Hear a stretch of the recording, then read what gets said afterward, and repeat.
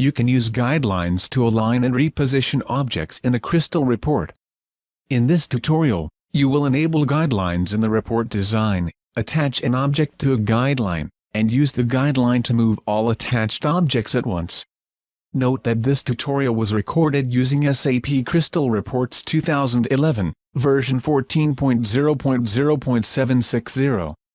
To navigate, use the viewer controls or follow the on-screen instructions, if available.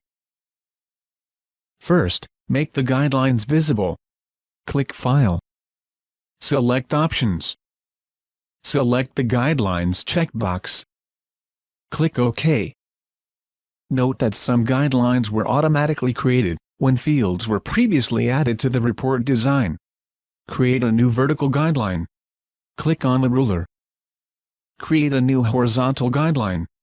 Click on the ruler. You can drag and drop fields to attach them to a guideline. Attach the page number field to the guideline that the customer name field is attached to. Click the field to drag it. Click to drop the field.